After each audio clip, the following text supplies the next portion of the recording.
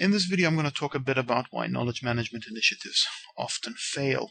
KM as a separate discipline has been around for quite a few years, and from the late 90s and onwards, it became quite a bit of a buzzword.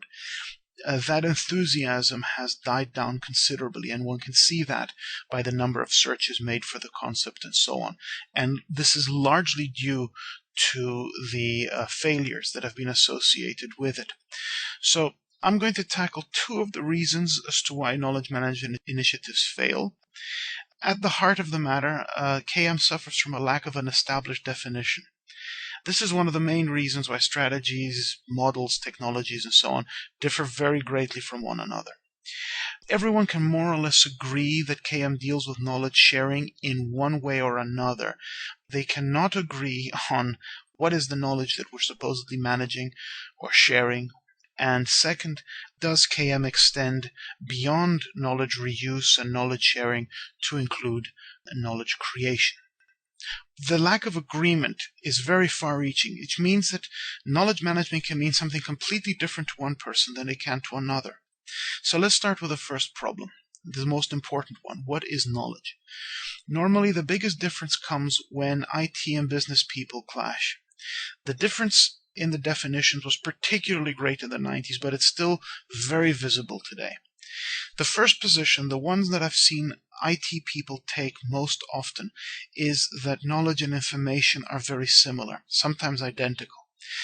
They may use the terms interchangeably. You can see this, for example, on knowledge management tools that are available online. Sometimes knowledge refers to information that's more specific. Sometimes I've seen it defined as information about information.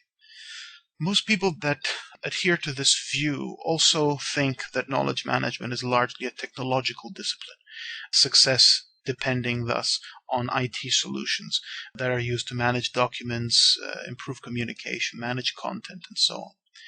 You will see when knowledge management is taught within IT-based programs, I don't mean to generalize, but I have seen this on several occasions. It often has this kind of focus, and at the center of the matter is the system that will solve the problem. The other view that treats knowledge as a richer concept will usually differentiate between explicit and tacit knowledge, where explicit knowledge is codified, found in documents and manuals and so on, and is regarded as less valuable. And on the other hand, one has tacit knowledge, which is intuitive know-how rooted in experience and practice, often context-specific.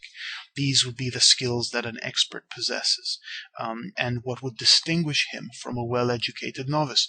So anyone who thinks that this distinction is arbitrary, just ask them the question, why is it that a university cannot produce an expert? After all, they have access to every kind of explicit knowledge available. The expert, whether a business consultant, a craftsman, a chef, or a painter, he can never write a document that could be given to somebody that once they have read it, they would themselves be experts. It simply cannot be done. And it is this rich knowledge that is at the center of knowledge management.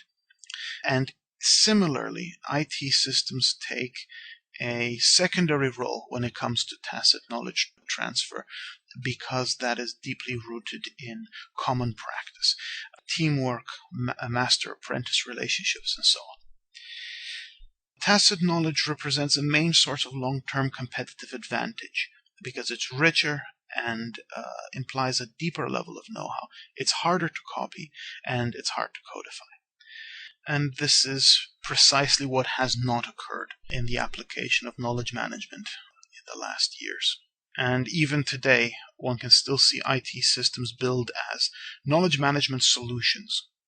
And you can find educations online that take a technologically centric approach. And this is fundamentally conflicting with what knowledge management should be from a business perspective. On to point 2 real quick. Unlike the first point, I do not believe there is a right or wrong here. There are basically 2 positions again. The first assumes that knowledge management should only deal with the transfer of existing knowledge, the management of lessons learned. And the second regards knowledge creation as a part of the KM process. So on the one hand, knowledge creation is left to innovation management, while on the other hand, it is a part of knowledge management. The point I'm trying to make here, though, is that unless you define from the beginning what your knowledge management initiative is, then you cannot accurately determine whether it has been a success or not, because different people will have different expectations, different preconceptions about what KM is, and so on. So, two of the reasons that have caused knowledge management to fail over the last years are, first, a very poor understanding of knowledge, particularly within the IT circles, and second, a lack of a definition that defines its scope. Well, that's pretty much it for me today. If you're interested to learn more about KM, please do visit my website. You will see the address on your screen right now. And I thank you very much for watching.